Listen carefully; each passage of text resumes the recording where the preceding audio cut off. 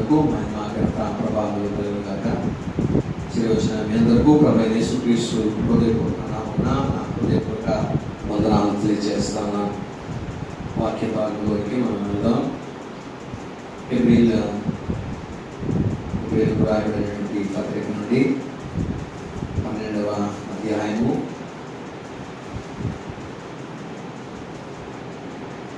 14 నుండి 17 వచనాలు మనం చదువుకుందాం. హెబ్రీయులకు రాయబడిన పత్రిక 12వ అధ్యాయము 14వ వచనం నుండి 17వ వచనం వరకు. అందరితో సమాధానమును పరిశుద్ధతయు కలిగి ఉండుటకు ప్రయత్నించుడి. పరిశుద్ధత లేకుండా ఎవడును ప్రభువును చూడడు. మీలో ఎవడైనను దేవుని కృపను పొందకుండా తప్పిపోవునేమో అని చేదైన వేరు ఏదైనాను మొలిచి కలవరపరచుట వలన అనేకులు అపవిత్రులైపోదురేమో అని ఒక పూట కూటి కొరకు తన జ్యేష్ఠత్వపు హక్కును అమ్మివేసిన ఏశావు వంటి భ్రష్టుడైనను వ్యభిచారి అయినను ఉండునేమో అని జాగ్రత్తగా చూసుకోండి. ఏశావు ఆ తర్వాత ఆశీర్వాదము పొందగోరి కన్నీళ్లు విడుచుచు దానికోసము శ్రద్ధతో వెతికినను మారు మనసు పొంద అవకాశము దొరకక విసర్జింపబడిన వాడైనని మీరు ఎరుగుదురు. దేవుడి పరిశుద్ధ వాక్యము మన ఇంటిలో దీవించి ఆశీర్వదించిన గాక. ప్రియులారా, చదవబడినటువంటి లేఖన భాగంలో మరి ఆ కింద వచనాలు మనం చూసినప్పుడు దేవుడు ఎందుకు మనల్ని శిక్షణలోనికి నడిపిస్తాడు అనేటువంటి విషయాన్ని ముందుకు ఈ దినాల్లో మనం చూస్తున్నాం. ప్రియులారా, దేవుడు తాను ప్రేమించిన వారిని వారు తన పరిశుద్ధతలో పాలు పొందాలనేటువంటి విషయాన్ని మనం నేర్చుకుని ఉన్నాం. ప్రియులారా, తన పరిశుద్ధతలో పాలు పొందడానికి దేవుడు మనల్ని ఆయన యొక్క శిక్షణలో మనల్ని నడిపించేటువంటి వాడైనాడని మనము నేర్చుకుని ఉన్నాం. ఈ లోక తల్లిదండ్రులు అయితే మరి తమకు ఇష్టం వచ్చినట్లుగా మనల్ని శిక్షణలో నడిపించారు. కానీ పరలోకపు తండ్రి ఆయన మరి దేని కొరకు మనల్ని శిక్షణలో నడిపించాడంటే వారు కొన్ని దినముల మటుకు 10 వారు కొన్ని దినముల మటుకు తమకు ఇష్టం వచ్చినట్లు మనల్ని శిక్షించది, కానీ మనము తన పరిశుద్ధతలో పాలు పొందవలనని మన మేలు కొరకే ఆయన శిక్షించుచున్నాడు. కాబట్టి దేవుని యొక్క శిక్షణ మన మేలు కొరకు అనే విషయాన్ని మనం అర్థం చేసుకోవాల్సిన వారమై ఉన్నాం. అయితే దీనివలన మరికొన్ని ప్రయోజనాలు కూడా మనం చూసాం. ఏంటంటే ఇప్పుడు మనము పొందుతున్నటువంటి ఈ శిక్షణ మనకి కొంచెం బాధాకరంగా ఉండొచ్చు, కానీ 11వ వచనంలో మనం చూసినట్టుగా దుఃఖకరంగా కనబడుతుంది. అయినప్పటికీ సంతోషకరంగా కనబడట్లేదు, దుఃఖకరంగానే ఉంటుంది. ఆయనను దాని యందు అభ్యాసం కలిగిన వారికి నీతి అను సమాధానకరమైన ఫలమిచ్చును. పిల్లరా, సమాధానకరమైనటువంటి ఫలము మనకి ఈ శిక్షణ ద్వారా, దేవుడు ఇచ్చే శిక్షణ ద్వారా మనకు ఆ ఫలాన్ని మనం పొందుకోగలుగుతాం అనేటువంటి విషయాన్ని మనం అర్థం చేసుకోవాల్సిన వారమై ఉన్నాం. కాబట్టి దేవుడు ఒక విత్తనాన్ని మన జీవితంలో నాటుతున్నాడు, మన హృదయాల్లో. అది ఏంటంటే శిక్షణ అనేటువంటి ఒక విత్తనాన్ని మనలో నాటుతున్నాడు. అది 2 రకాలైనటువంటి ఫలాలను ఇస్తా ఉంది. మొదటి రకమైనది ఏంటంటే నీతియును సమాధానకరమైనటువంటి ఫలము ఒకటి ఇస్తా ఉంది.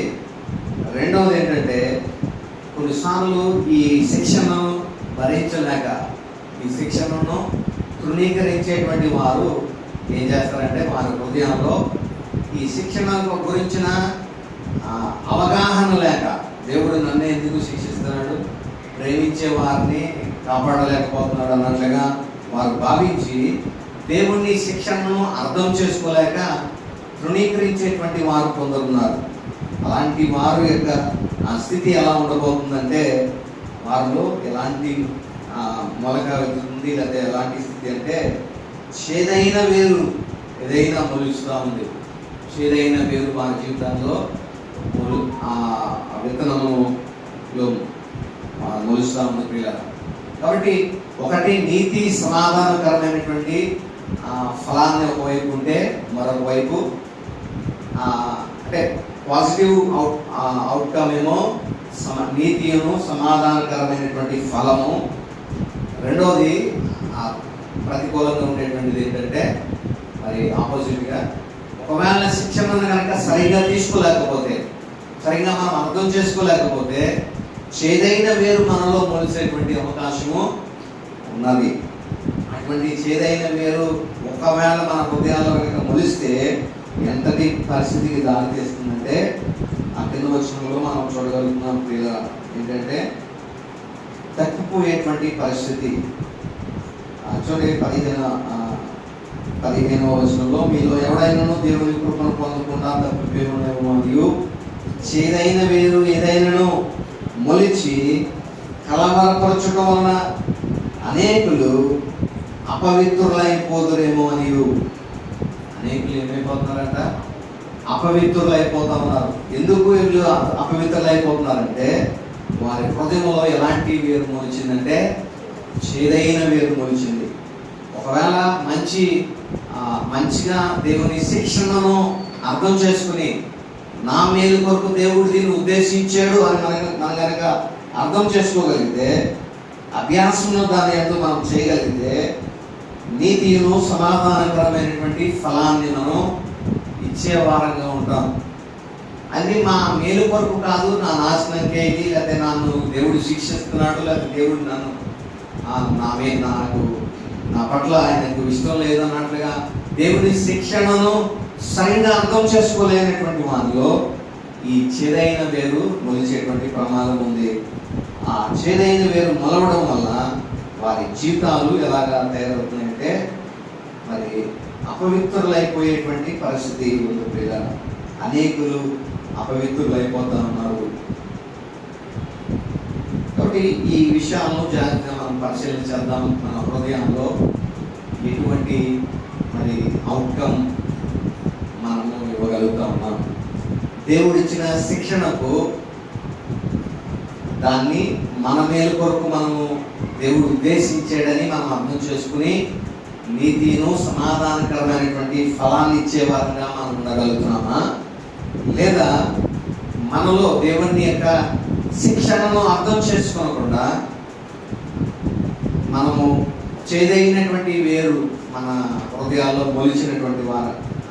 మొలిచినటువంటి స్థితిగా మరి అపవిత్రులైపోయేటువంటి పరిస్థితి ఒకవేళ మన జీవితాల్లో ఏర్పడుతుందనేటువంటిది మనము అర్థం చేసుకోవాల్సిన వారమైన పిల్లలు.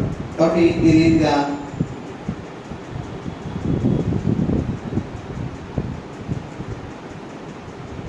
మనము ఆలోచన చేద్దాం పిల్లల. ఏ రకమైనటువంటి అవుట్కమ్ మనము మరి మన నుండి వస్తూ ఉంది? నీతిను సమాధానకరమైన ఫలాన్ని ఇస్తున్నామా, లేదా చేదైన వేరు మనలో మొలిచి అపవిత్రమైపోతున్నామా? హెబ్రీ గ్రంథంలో 5వ హెచ్చరికను మనం చూస్తూ ఉన్నాం పిల్లలు. ఏంటంటే ఒకవేళ దేవుని సన్నిధిలో నుండి మనము తప్పిపోతామేమో అనేటువంటి విషయాన్ని మనము అర్థం చేసుకోవాల్సిన వారమై ఉన్నాం. ఇక్కడ నుండి ప్రారంభమవుతుంది ఆ హెచ్చరిక.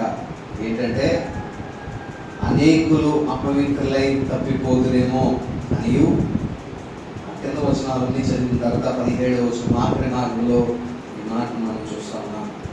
మార్పు మనసు పొందాలని అవసరము దొరకక విసర్జింపబడినని మీరు ఎదుగుదురు. కాబట్టి పిల్లల విసర్జింపబడినటువంటి స్థితి. హెచ్చరిక ఏంటంటే మనము మరి అపవిత్రులను అయిపోతామా, లేకపోతే విసర్జింపబడేటువంటి స్థితికి వెళ్ళిపోతామా అనేది మనం జాగ్రత్తగా మనం పరిశీలన చేసుకోవాల్సిన వారమైనా. ఒకవైపు ఫలభరితమైనటువంటి స్థితి ఒకవైపు ఉంది, మరి రెండో వైపు మరి చేదైనటువంటి వేరు మొలిచి మరి మనము అపరిశుద్ధులుగా అపవిత్రులుగా విసర్జింపబడినటువంటి స్థితికి వెళ్ళిపోయేటువంటి వారుగా మరి అటువంటి ప్రమాదము మరొక వైపు ఉంటుంది. కాబట్టి మనము జాగ్రత్తగా పరిశీలన చేసుకుని దేవుని యొక్క శిక్షణను అర్థం చేసుకోవాల్సిన వారమైనా. అది మన మేలు కొరకు దేవుడు ఉద్దేశించాడు అనేటువంటి విషయాన్ని మనము అర్థం చేసుకోవాలి. కాబట్టి ఈ శిక్షణ యొక్క ప్రధానమైనటువంటి ఉద్దేశం ఏంటంటే మనము పరిశుద్ధతలోనికి నడిపించడానికే దేవుడు దీన్ని ఉద్దేశించాడు అనే విషయాన్ని మనము అర్థం చేసుకోవాల్సిన వారమైనా. కాబట్టి ఆయన మనల్ని తన పరిశుద్ధతలో పాలు పొందాలని 10వ వచనంలో మనం చూస్తున్నాం. వారు కొన్ని దినముల మటుకు తమకు ఇష్టం వచ్చినట్లు మనల్ని శిక్షించిరి కానీ మనము తన పరిశుద్ధతలో పాలు పొందవలెనని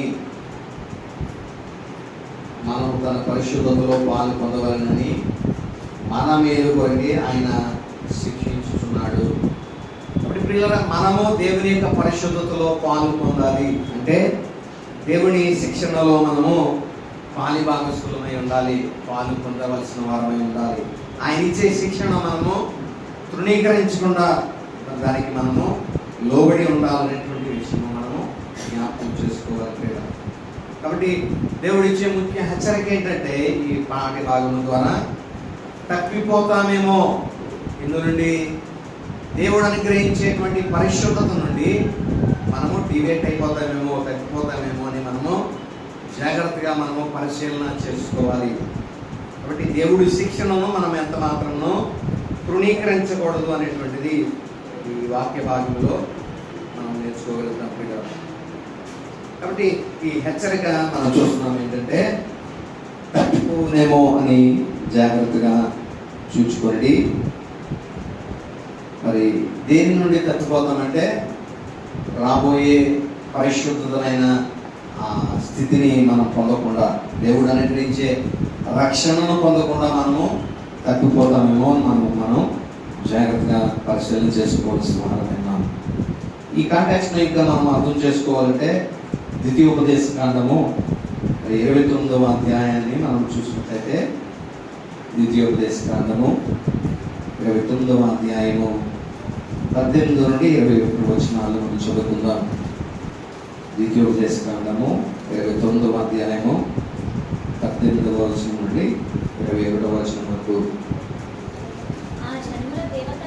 ఆ జనముల దేవతలను పూజించుటకు మన దేవుడైన యెహోవా యొద్ద నుండి తొలగు హృదయములు గల పురుషుడే గాని, స్త్రీయే గాని, కుటుంబమే గాని, గోత్రమే గాని నేడు మీలో ఉండకుండానట్లు మరణకరమైన దుష్కృత్యమునకు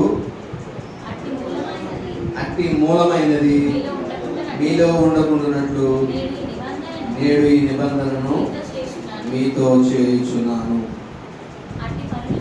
అట్టి పనులు చేయువాడు ఈ శాపవాక్యములను వినినప్పుడు మద్యము చేత తప్పి తీర్చుకునవలనని నేను నా కాఠిన్యమున నడుచుచుండినను నాకు క్షేమము కలిగినని నేను ఆశీర్వాదమును ఉందని అనుకొనెను. అయితే యెహోవా వారిని క్షమింపనల్లడు. అట్టివాడు మీలో నుండి నిశ్చయముగా యెహోవా కోపమును ఓర్విమిని ఆ మనుష్యుని మీద పొగరాజును. ఈ గ్రంథంలో వ్రాయబడిన శాపములన్నీ వారికి తగులును. యెహోవా అతని పేరు ఆకాశము క్రింద ఉండకుండా తుడిచివేయును. ధర్మశాస్త్ర గ్రంథంలో రాయబడిన నిబంధన శాపములన్నిటిని బట్టి వానికి కీడు కలుగు చేయటకై యెహోవా ఇశ్రాయేలు గోత్రములన్నిటిలో నుండి వాని వేరుపరచును. ఈ కాంటెక్స్ట్ మీద జాగ్రత్తగా మనం పరిశీలన చేసినట్లయితే దేవుడు వారితో ఒక నిబంధన చేస్తా ఉన్నాడు. నిబంధనను పాటించినట్లయితే దాని యొక్క ఆశీర్వాదములు పొందుకుంటామనేటువంటి విషయాన్ని మరి అక్కడ రాయబడేదో మనం చూస్తూ ఉన్నాం. ఒకవేళ నిబంధనలు పాటించకపోతే అంటే 28వ అధ్యాయం ద్వితీయోపదేశకాండం 28వ అధ్యాయం అంతా కూడా మనం చూస్తే మొదటి 14 వచనాల్లోనూ అక్కడ ఒక పారాగ్రాఫ్ ముగింపబడుతుంది. 14వ వచనంలో ఆ మొదటి 14 వచనాల్లో కూడా ఆశీర్వాదాలన్నీ కూడా రాయబడి ఉన్నాయి. ఏంటంటే దేవుడి మాట కనుక మీరు శ్రద్ధగా విని ఆలకించినట్లయితే సమస్త జనముల కంటే నిన్ను హెచ్చుగా ఉంచుతాను, అంతేకాకుండా నీ మీదకి వచ్చు దీవెనలన్నీ కూడా నీకు ప్రాప్తిస్తాయి, పట్టణంలో నీవు దీవింపబడతావు, నీ భూఫలము, నీ పశువుల మందలు, నీ దుప్పటెద్దులు, నీ గొర్రెల మేకల మందలు దీవింపబడతాయని ఇలాగా 14వ వచనం వరకు అనేక దాదాపుగా 15 ఆశీర్వాదాలు పొందుపరిచించాడు. ఇప్పుడు దేవుని యొక్క ఆజ్ఞలను అంటే దేవుని యొక్క నిబంధనను అంటే దేవుడు వారితో ఒక రిలేషన్ని ఎస్టాబ్లిష్ చేస్తున్నాడు.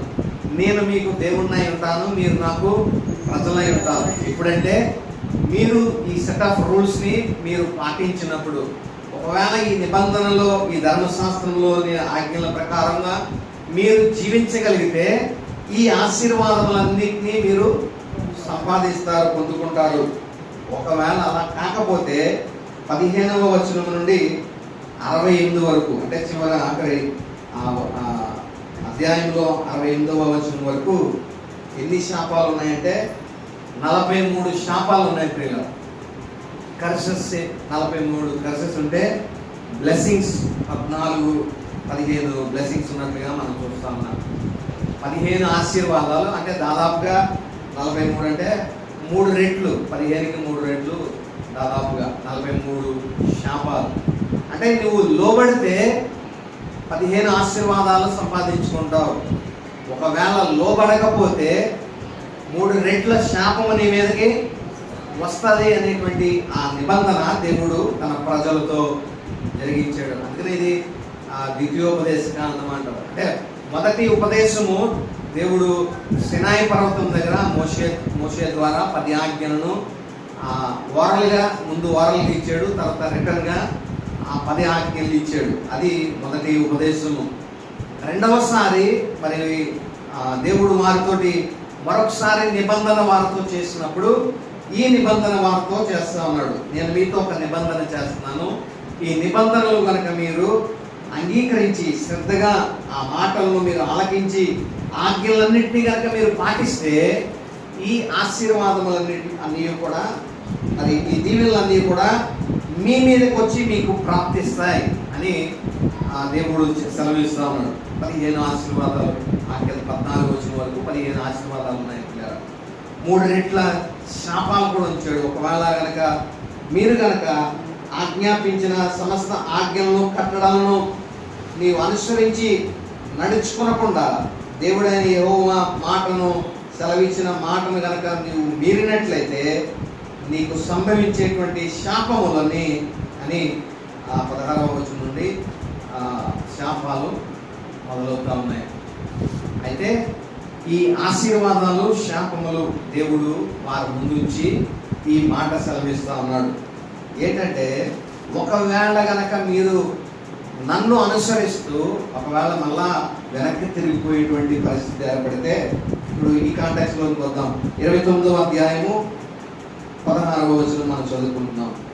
ఆ జనముల దేవతలను పూజించుటకు మన దేవుడైన యెహోవా యొద్ద నుండి తొలుగు హృదయము గల పురుషుడే గాని స్త్రీయే గాని కుటుంబమే గాని గోత్రమే గాని నేడు మీలో ఉండకుండానట్లు మరణకరమైన దుష్కృత్యమును నాకు అట్టి మూలమైనది మీలో ఉండకుండానట్లు నేడు ఈ నిబంధనను మీతో చేయుచున్నాను. అంటే దేవుడు ఆత్మలు చేస్తున్నటువంటి నిబంధన ఏంటంటే, దేవునిలో నుండి అక్కడ చక్కగా రాయబడిన మాట, యెహోవా యొద్ద నుండి తొలుగు హృదయము గల, అంటే దేవుని నుండి, దేవుని సేవిస్తూ, దేవుని ఆరాధిస్తూ, దేవుని నమ్ముకొని ఆ యెహోవా దేవుని నుండి మరలా వేరొక దేవతల వైపు కనుక తిరిగిపోతే అక్కడ ఏం సెలవించాడంటే, ఆ హృదయము గల పురుషుడే కానీ, స్త్రీయే కానీ, కుటుంబమే కానీ, గోత్రమే కానీ నేడు మీలో ఉండకున్నట్లు మరణకరమైన దుష్కృత్యమునకు, అంటే వారి హృదయంలో ఏం పుట్టిందంటే మరణకరమైనటువంటి దుష్కార్యము చేయాలనేటువంటి ఒక యోచన వారికి కలిగింది ప్రియులరా. దాన్ని బట్టే యెహోవా యొద్ద నుండి వారు వేరొక మరి పూజించడానికి వారు వెళ్ళిపోయినట్లుగా మనం చూస్తా ఉన్నాం. మరణకరమైన దుష్కృత్యమునకు అట్టి మూలమైనది మీలో ఉండకుండానట్లు. అది మూలం, దాని మూలం ఎక్కడుంది అని మనం పరిశీలన చేస్తే, ఎందుకు దేవుని యొద్ద నుండి వేరొక చోటకి మళ్ళా వేరొక దేవత తట్టు తిరుగుతున్నారు అనేటువంటి దానికి మూలాన్ని కనుక మనం కనిపెట్టగలిగితే దాని మూలం ఎక్కడ ఉంటుందంటే అవిశ్వాసములో ఉంటా ఉంది పిల్లల. దేవుణ్ణి విశ్వసించలేకపోవడం చేతనే, అంటే ఈయన నన్ను రక్షించడానికి ఈయన సమర్థుడు కాడు, లేకపోతే ఈయన నన్ను రక్షించలేడు, ఈయన నన్ను విమోచించలేడు, ఈయన నన్ను కాపాడలేడు, ఈయన నన్ను పోషించలేడని వారు యెహోవాని విడిచి మరలా ఏం చేస్తున్నారంటే వేరొక దేవతల వైపు తిరిగిపోయేటువంటి మరణకరమైన దుష్కృత్యమునకు ఒకవేళ ఏ వ్యక్తి, పురుషుడే కానీ, స్త్రీయే కానీ, కుటుంబమే కానీ, గోత్రమే కానీ ఉండినట్లయితే దేవుడు అక్కడ వారికి ఏం చేశాడంటే వారిని అట్టి పనులు చేయు వాడు ఈ శాప వాక్యములను వినినప్పుడు మద్యము చేత దప్పి తీర్చుకొనవలెనని నేను నా హృదయ కాఠిన్యమును నడుచుచుండినను నాకు క్షేమము కలిగినని నేను ఆశీర్వాదమునని అనుకున్నాను. ఇటువంటి వాడు ఎలా అనుకుంటాడంట, మద్యం తాగుతూ మద్యం చేత తను దప్పిక తీర్చుకున్నటువంటి వాడే కాకుండా అతని హృదయాన్ని కాఠిన్యపరుచుకుంటూ దేవుడు నన్ను ఇంకా ఏం చేస్తాడట, నాకు ఆశీర్వదిస్తాడు, నాకు క్షేమం కలిగిస్తాడు అనుకుని ఆ భ్రమలో బ్రతికేటువంటి వారిని దేవుడు ఏం చేస్తున్నాడట, అయితే యెహోవా వారిని క్షమించనొల్లడు, అట్టి వాడు మీలో ఉండకుండా నిశ్చయంగా యెహోవా కోపమును పూర్వమీయు మనుష్యుల మీద పొగరాజును ఈ గ్రంథములో వ్రాయబడిన శాపములనియు వానికి తగులును. యెహోవా అతని పేరు ఆకాశము క్రింద నుండి తుడిచివేయును, ఉండకుండా తుడిచివేయును. మరి ఎంత గొప్ప శాపము చూడండి. ఎందుకు ఈ శాపం అంటే, మొదట వారు దేవుణ్ణి అనుసరించారు, దేవుని మార్గాన్ని నడుచుకున్నారు. కానీ ఇప్పుడు మరి ఇతర దేవతల తట్టు వారు మరి తిరిగి మరి ఆ దేవుని యొక్క శాపాన్ని కొని తెచ్చుకున్నట్లుగా మనం చూస్తూ ఉన్నాం. దీనంతటికి మూల కారణం ఏంటంటే వారి హృదయంలో ఏం పుట్టిందంటే ఒక మరణకరమైన దుష్కార్యము చేయడానికి వారి హృదయంలో చేదైనటువంటి వేరు మొలిచింది. దానికి రూట్ కాజ్ ఏంటంటే అపనమ్మకము, దేవుని పట్ల సంపూర్ణమైనటువంటి నమ్మకము లేకపోవడమే అనేటువంటిది మనము జ్ఞాపకం చేసుకోవాలి పిల్లలు. కాబట్టి ఇటువంటి మైండ్ సెట్ మన హృదయాల్లో, మన జీవితాల్లోండి, మన హృదయాల నుండి మనము తీసివేసుకోవాల్సిన వారమై ఉన్న పిల్లల. ఇక్కడ మరి ఆ చేదైనటువంటి వేరుకు ఒక 2 ఉదాహరణలు ఇక్కడ మరి భక్తుడు ఇవ్వడం మనం చూస్తామని పిల్లల. చూడండి, 16వ వచనాన్ని మనం చూసినట్లయితే, ఒక 12వ అధ్యాయం తిరిగి వద్దాం. మనం 12వ అధ్యాయం 16వ వచనంలో మనం చూసినట్లయితే, ఒక పూటి కొరకు తన జ్యేష్ఠత్వపు హక్కును అమ్మివేసిన యాషావు వంటి భ్రష్టుడైనను వ్యభిచారి అయినను ఉండునేమో అని జాగ్రత్తగా చూచుకొనుడి. ఈ ఈ వాక్యంలో రెండు విషయాలను మనము చూడగలుగుతా ఉన్నాం. ఏంటంటే, ఒకటి, యాషావు వంటి జాస్తత్వపు హక్కును అమ్మివేసుకున్నటువంటి వారిని ఇక్కడ దేవుడు ఉదాహరిస్తూ ఉన్నాడు. అందులో మొదటి వారు ఎవరంటే యాషావు వంటి భ్రష్టుడైనను, రెండవది వ్యభిచారి అయినను. అంటే యాషావు ఏమి వ్యభిచారం చేశాడా అంటే ఎక్కడ మనకు వ్యభిచారం చేసినట్లు ఎక్కడ రాయబడలేదు. కానీ మరి ఈ జాగ్రత్తగా మనం పరిశీలన చేస్తే బర్త్ రైట్ని కోల్పోయినటువంటి మరొక వ్యభిచారం ఉన్నాడు బైబిల్ గ్రంథంలో. మరి అతను మరి రూబేను మరి అలాగా వ్యభిచారం చేసి తన యొక్క శాస్త్రత్వపు హక్కును మరి కోల్పోయినట్టుగా మనం చూస్తూ ఉన్నాం. ఈ రెండు ఉదాహరణలు ఇస్తా ఉన్నాడు. ఏంటంటే భ్రష్టుడైన యాషావు వంటి భ్రష్టుడు, రెండోది వ్యభిచారైన. ఇలాంటి వ్యక్తులు మీలో ఉండలేమో అని జాగ్రత్తగా చూసుకోండి. ఎందుకు అంటే ఇలాంటి చేదైన వేరు మొలిచేటువంటి వారి వలన ఆ ఎఫెక్ట్ మిగిలిన వారి మీద పడుతుంది. ఆ చేదైనటువంటి వేరు కలిగినటువంటి వారి యొక్క ప్రవర్తన యొక్క దుష్ప్రభావము ఇతరుల మీద పడి వారికి కూడా వెనక తీసేటువంటి ప్రమాదం ఉంది. కాబట్టి ఇలాంటి వారు మీలో ఉన్నారేమో, మిమ్మల్ని మీరు జాగ్రత్తగా పరిశీలన చేసుకోండి అని మరి రాయబడతా ఉంది.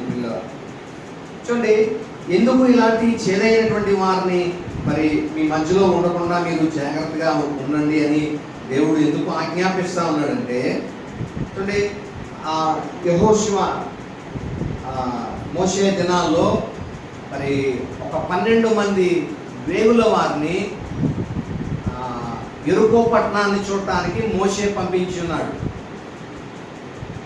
ఆ పట్టణము మనము ఈ స్వాధీనం చేసుకోవడానికి వెళ్ళబోతున్నటువంటి ఈ పట్టణము ఎలా ఉంది అనేటువంటిది మీరు వేగు చూడడానికి వెళ్ళండి అని 12 మందిని పంపిస్తే అందులో 10 మంది ఏం రిపోర్ట్ తీసుకుని వచ్చారంటే ఆ ప్రజలు చాలా మరి బలాబ్జులుగా ఉన్నారు.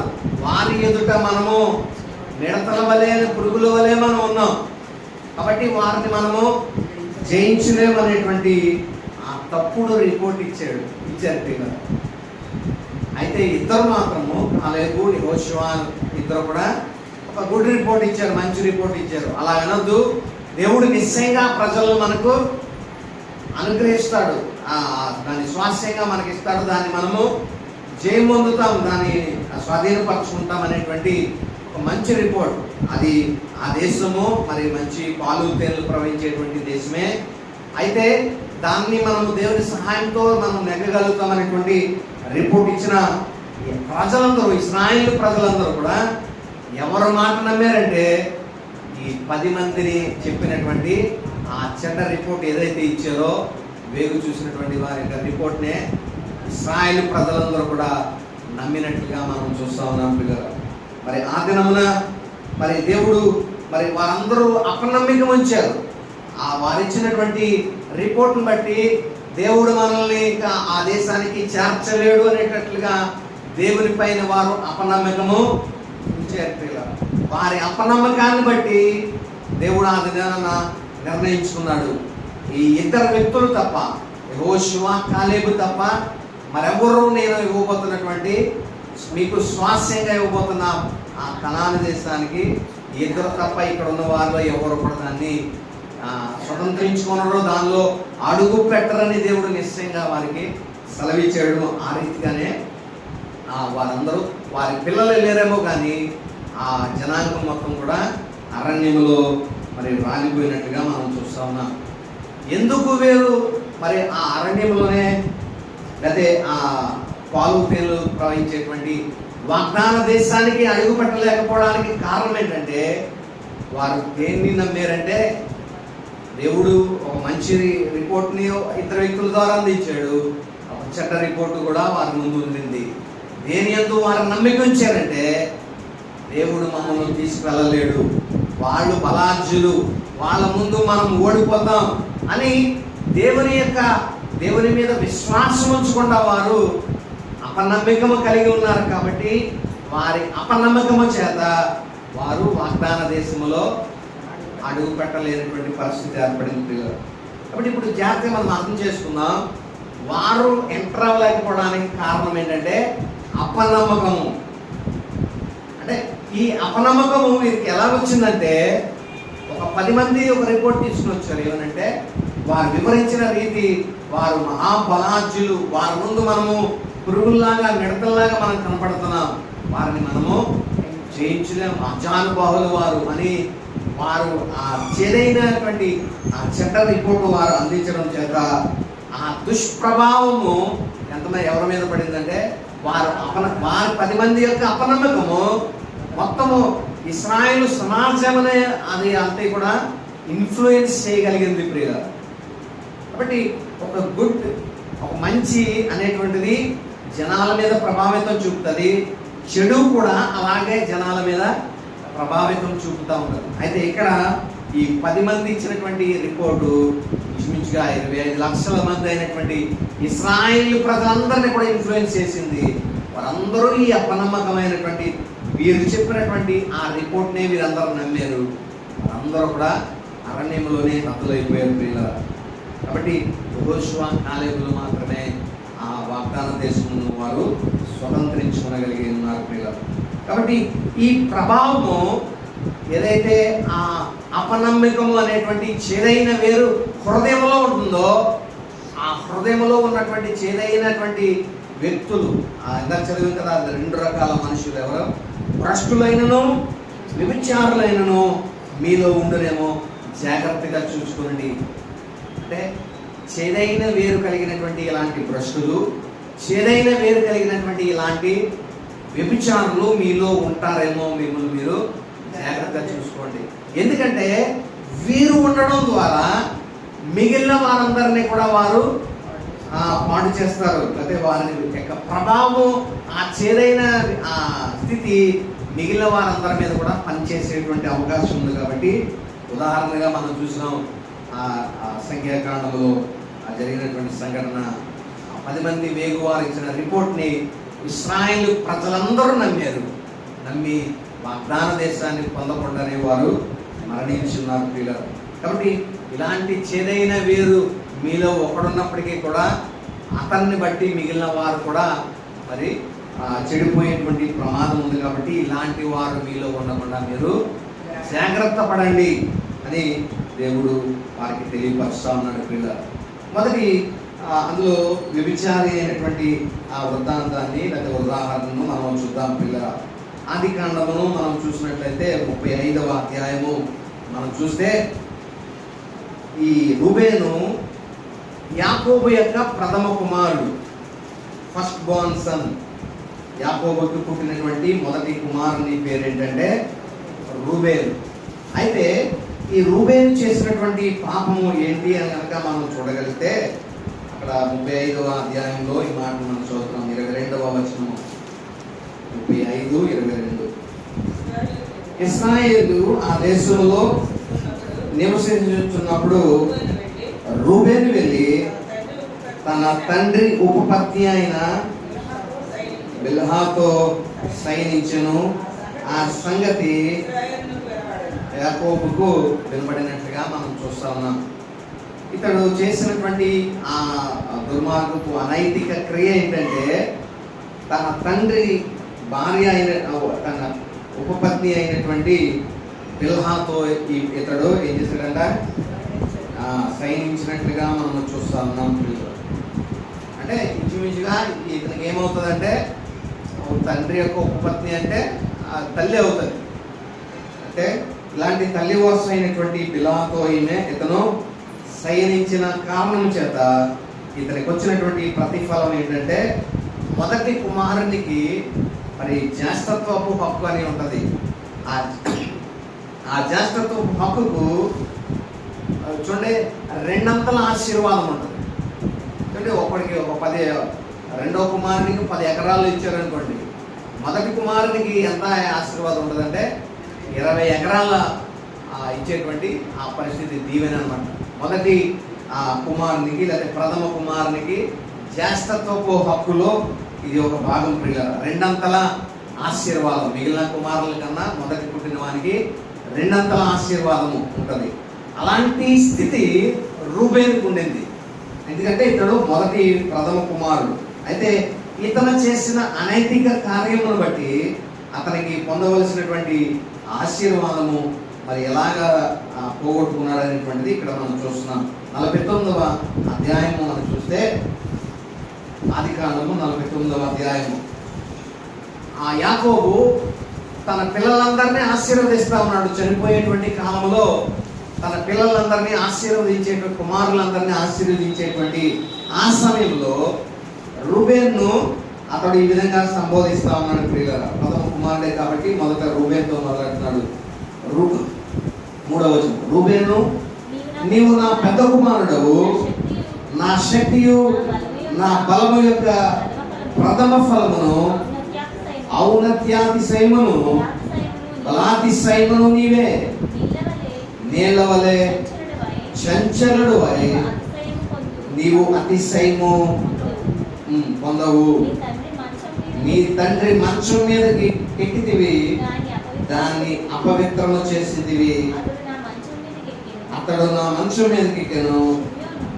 చూడండి, ఇతడు చేసిందే పని ఏంటంటే తండ్రి యొక్క మంచం మీదకి ఇతడు రూబేను ఎక్కినటువంటి స్థితిని మనం చూస్తా ఉన్నాం. నీవు చంచలుడుగా నీ యొక్క ఆ స్థితిని నువ్వు కనపరిచావు. నీళ్ల వలె చంచలుడుగా నీవు అగుపడ్డావు.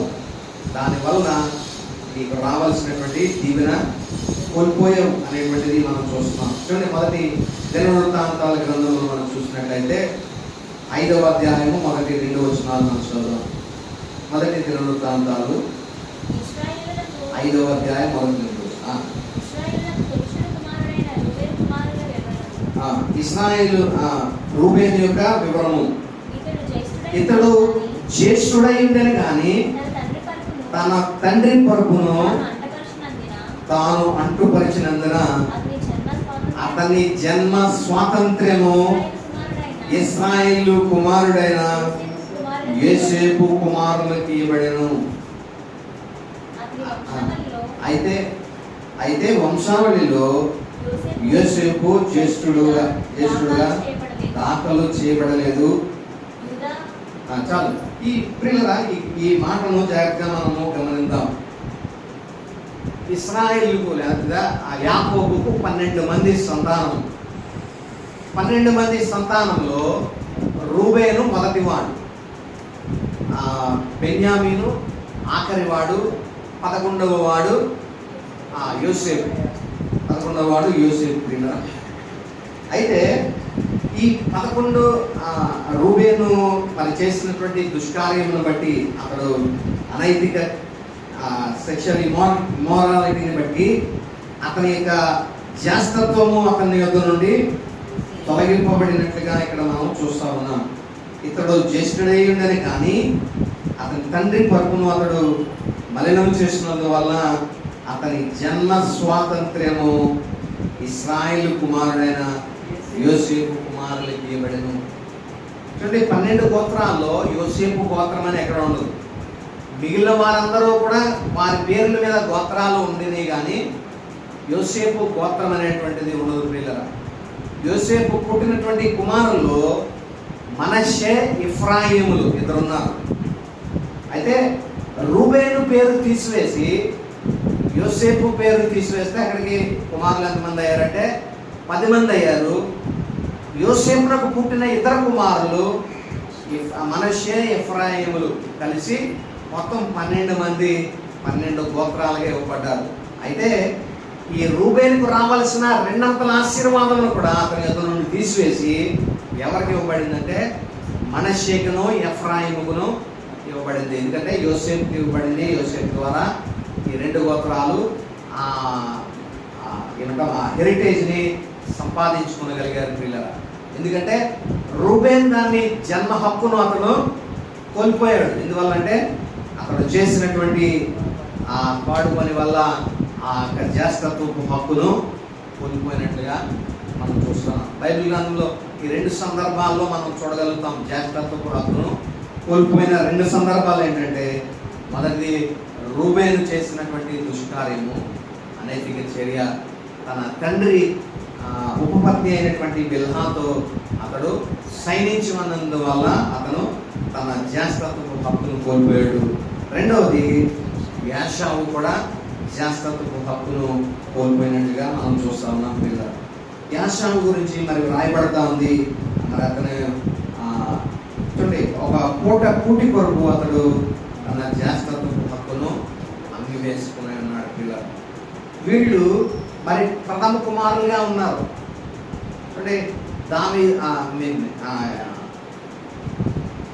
అబ్రహాముకు దేవుడు చేసిన వాగ్దానము అతని కుమారుడైన ఇస్సాకు దేవుడు అనుగ్రహించాడు. మళ్ళా దేవుడు అతనితో నిబంధన చేశాడు.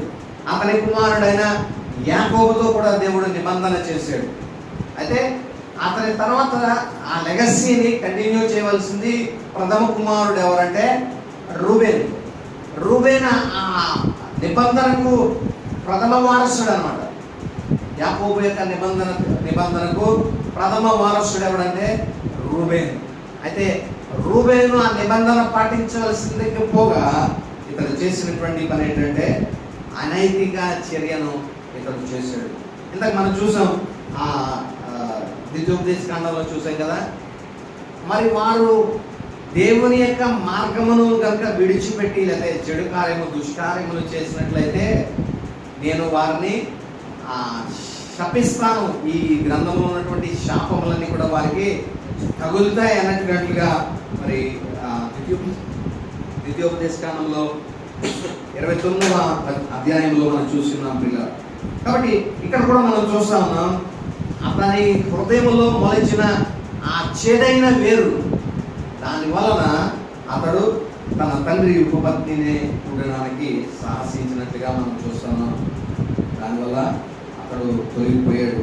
తర్వాత యాషావును కూడా మనం చూస్తా ఉన్నాం. జ్యేష్ఠత్వపు హక్కును ఇతను చేసిన పాపమును బట్టి కోల్పోయాడు రూబేనేమో.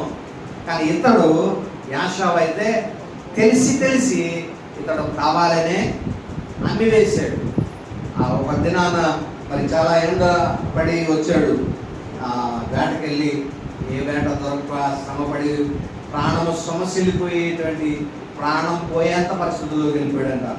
మరి అలాంటి సమయంలో మరి ఆ తమ్ముడు చక్కని కూర వండుతా ఉన్నాడు. మరి చూసి మరి ఆశపడ్డాడు. అయితే యాకోబు అతని 2 ఆశీర్వాదం వస్తుందని ఇతడు ఏం చేశాడంటే అతని అన్నను ట్రాప్ చేశాడు. ఏమని, నీ జ్యేష్ఠత్వపు హక్కును నాకు ఇచ్చేయి, అంటే నీ 2 ఆశీర్వాదము నాకు ఇస్తే నేను ఉండిన దాంట్లో నీకు ఇస్తానని యాకోబు అతన్ని మరి షరతు పెట్టడం మనం చూసాం. అలాగే మరి దానికి ఆశపడ్డాడు. యాషావు ఆ ట్రాప్కి లోనయ్యాడు. మరి జ్యేష్ఠత్వపు హక్కును అక్కడే పోగొట్టుకున్నాడు ప్రియులారా. కాబట్టి అతనికి రావాల్సిన 2 దీవెనను అతడు కోల్పోయాడు. యాకోబు యొక్క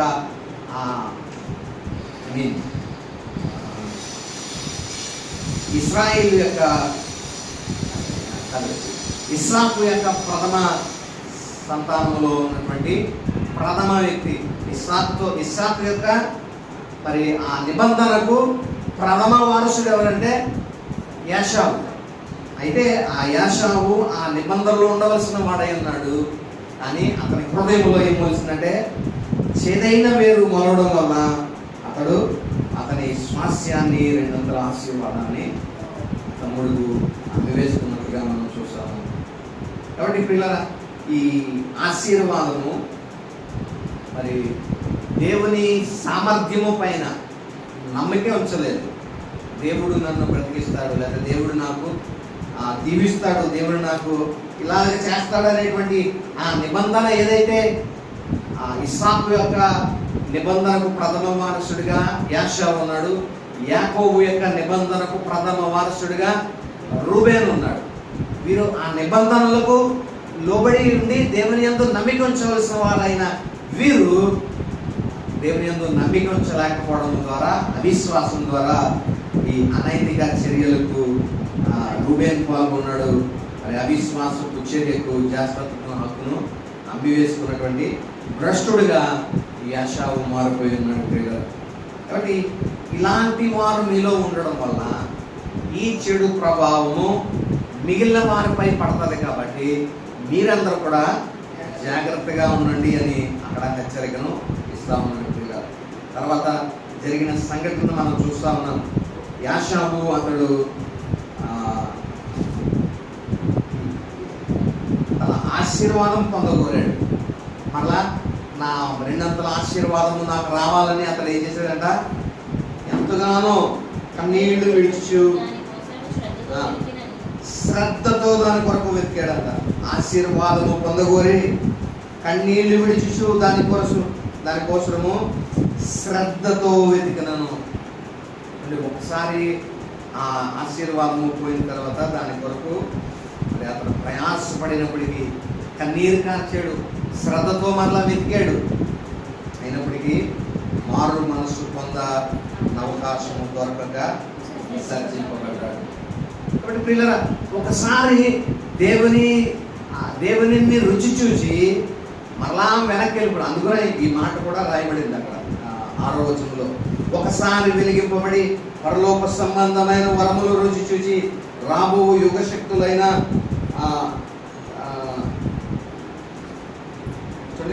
4వ వచనం నుండి ఒకసారి 6:4 ఒకసారి వెలిగింపబడి పరలోక సంబంధమైన వరమును రుచి చూచి పరిశుద్ధాత్మలో పాలుగారై దేవుని దివ్య వాక్యమును రాబో యుగ సంబంధమైన శక్తుల ప్రభావమును అనుభవించిన తర్వాత తప్పిపోయిన వారు తమ విషయంలో దేవుని కుమారుని మరలా సిలువ వేయు ఆటముగా ఆయన్ను అవమానపరచుచున్నారు కనుక మారు మనసు పొందినట్లు అట్టి వారిని మరలా నూతనపరచుట అసాధ్యము. వీళ్ళందరూ ఎవరంటే క్రీస్తు ప్రభు వారిని వీరు రుచి చూశారు.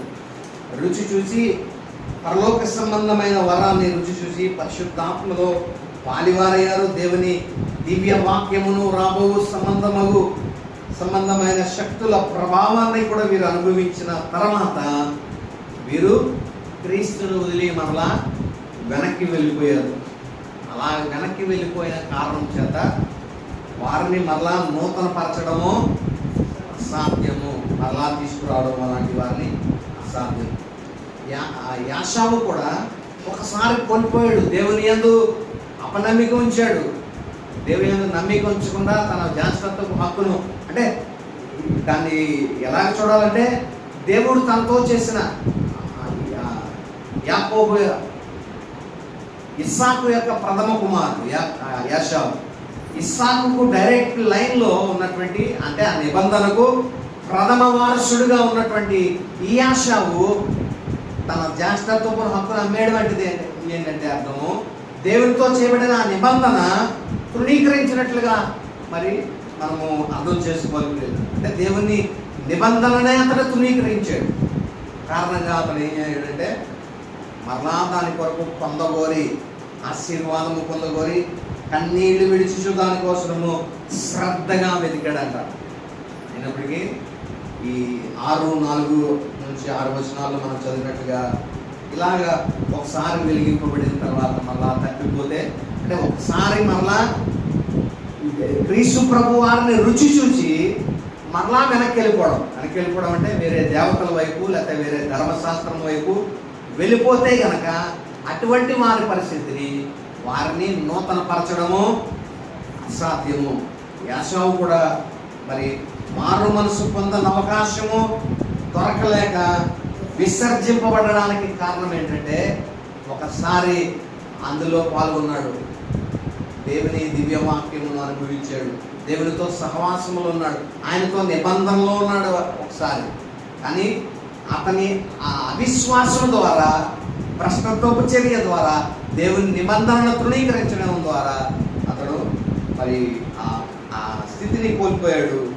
అయితే కన్నీళ్లు విడిచిన తర్వాత మరి శ్రద్ధతో వెతికిన మారు మనసు పొందడానికి అతనికి అవకాశము లేకపోయింది పిల్లలు. కాబట్టి ఈ వాక్య భాగం బట్టి మనం అర్థం చేసుకోవాల్సినటువంటి విషయం ఏంటంటే, మనము మరి ఒకసారి వెలిగింపబడిన తర్వాత, క్రీస్తును మనము రుచి చూచిన తర్వాత, క్రీస్తునందు మనము విశ్వాసం ఉంచిన తర్వాత మరలా తిరిగి ఎట్టి పరిస్థితుల్లో మనం వెనక్కి చూడకూడదు. ధర్మశాస్త్రం వైపు కానీ ఇతర దేవతల వైపు కానీ మనము మళ్ళకూడదు. అలా వెళితే మనల్ని నూతనపరచడము అసాధ్యము అని దేవుని యొక్క వాక్యము రాయబడతా ఉంటుంది. కాబట్టి ఈ లేఖన భాగం ద్వారా ఈ దేవుడు మనతో మాట్లాడుతున్నాడు. ఒకటి, మనం ఏం చేయాలంటే, ఎవడైనా మనలో చేదైన వేరు కలిగిన వారు ఎవరైనా ఉన్నారేమో అని మనం పరిశీలన చేసుకోవాలి. ఆ వ్యక్తి ద్వారా మనము మన యొక్క విశ్వాసానికి ముప్పు వాటిల్లేటువంటి పరిస్థితి. అప్పటి వరకు ఇశ్రాయేలు దేవుని మీద నమ్మకం ఉంచారు, కానీ ఆ 10 మంది ఇచ్చినటువంటి ఆ చెడ్డ రిపోర్టు వల్ల మొత్తం ఇశ్రాయేలు ప్రజలందరూ కూడా ఆ రిపోర్టు వారిని ఇన్ఫ్లుయెన్స్ చేసి దేవునిపై ఉన్న నమ్మకాన్ని అపనమ్మకంగా మార్చివేస్తుంది.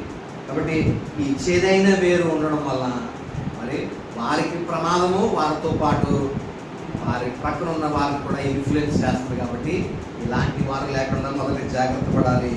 రెండోది, మరి దేవుణ్ణి విడిచి వేరొకరిని ఆశ్రయించేటువంటి వారికి మనం ఉండకూడదు. ఆ సెక్షువల్ ఇమోరాలిటీ వలన రూబేను జ్యేష్ఠత్వపు హక్కును అమ్మేసుకున్నాడు. మరి తర్వాత ఇస్సాకు మరి భ్రష్టుడైపోయి తన జ్యేష్ఠత్వపు హక్కును అమ్మివేసుకున్నాడు.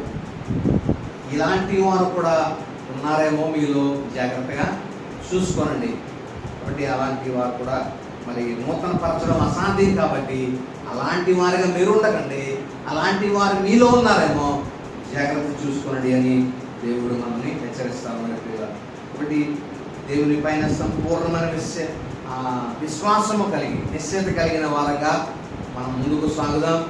మరి ఇటువంటి భ్రష్టత్వానికి, వ్యభిచారములకు మన యొక్క తావు లేకుండానట్లుగా క్రీస్తు పైన సంపూర్ణమైన నమ్మకం కలిగి మనం ముందుకు సాగుదాం. అలా ఉండడానికి పరిశుద్ధాత్మ దేవుడు తన కృపను సహాయం మనకి అందించినగాక. చిన్న ప్రార్థన చేసుకున్నాం పిల్లరా, ప్రార్థన చేసుకున్నాం. పరిశుద్ధుడు, జీవుల తండ్రి, కృపమైన సర్వశక్తుడా, మీ ఉన్నతమైన నామమునకు స్తుతి స్తోత్రాలు చెల్లిస్తున్నాం. ఇంతవరకు తండ్రి మీ వాక్యం ద్వారా మీరు మాతో మాట్లాడారు. యాషావు వంటి భ్రష్టుడైన, రూబేను వంటి వ్యభిచారి అయినా మీలో ఉండకున్నట్లుగా జాగ్రత్తగా చూసుకున్నదని మీరు మమ్మల్ని హెచ్చరించారు. నిజమేనా? చేరైన వేలు నూరించడం వలన దాని యొక్క ప్రతిఫలము పరిశుద్ధతలో పాలిభాగస్తులు కాకుండాన్నట్లుగా తప్పిపోయేటువంటి పరిస్థితి ఉంటుంది. కాబట్టి నా చేదైన వేరు మాలో మలవకుండాన్నట్లుగా మీ యొక్క శిక్షణను మేము మా మేలు కొరకు మీరు ఉద్దేశించారని మీరు ఇచ్చే శిక్షను మేము గౌరవించి దాని యందు అభ్యాసము కలిగి ఉన్నటువంటి వారుగా మేము ఉండడానికి సహాయం దయచేయండి.